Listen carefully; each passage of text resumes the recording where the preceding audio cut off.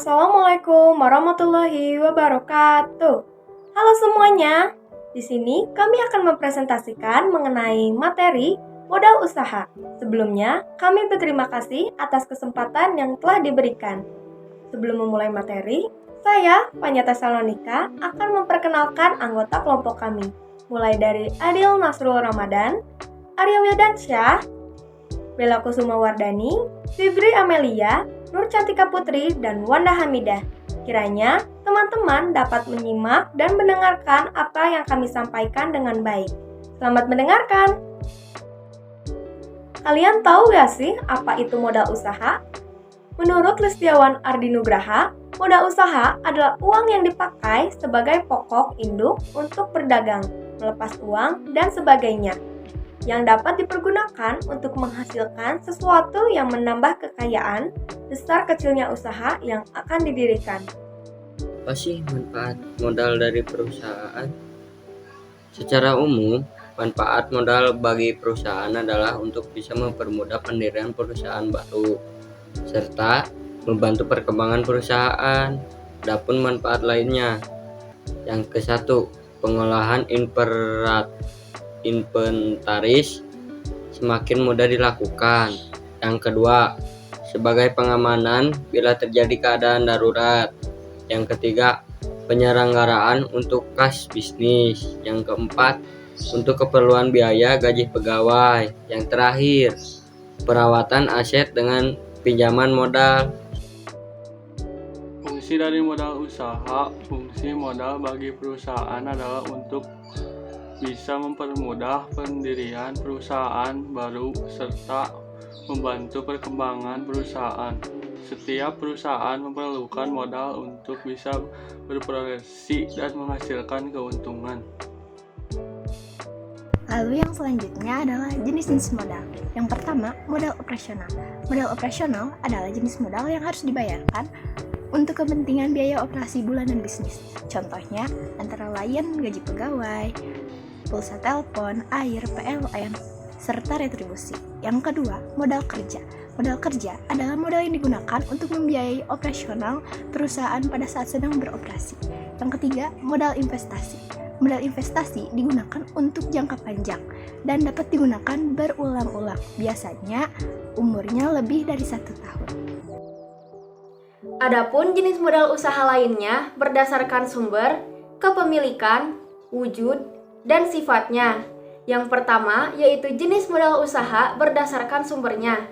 Jenis modal usaha berdasarkan sumbernya dibagi menjadi 2, yaitu modal internal dan modal eksternal. Modal internal adalah modal yang berasal dari kekayaan pemilik perusahaan.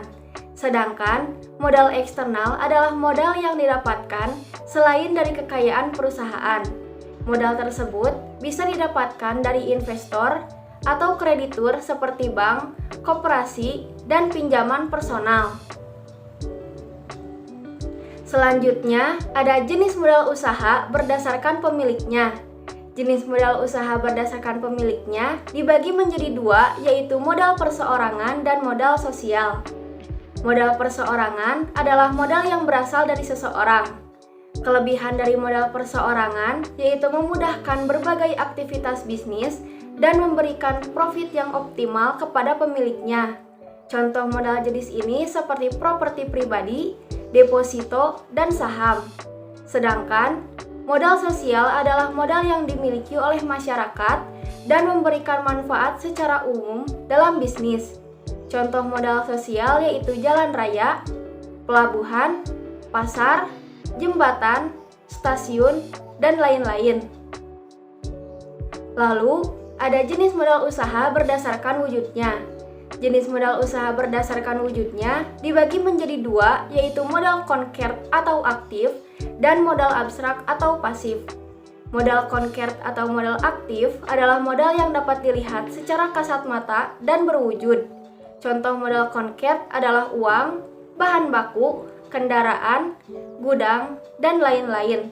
Sedangkan modal abstrak atau modal pasif adalah modal usaha yang tidak dapat dilihat secara kasat mata. Contoh modal abstrak adalah ilmu pengetahuan, skill, hak cipta, brand, media sosial, koneksi usaha, manajerial, dan lain sebagainya.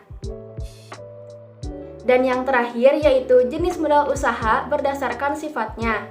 Jenis modal usaha berdasarkan sifatnya dibagi menjadi dua, yaitu modal tetap dan modal lancar.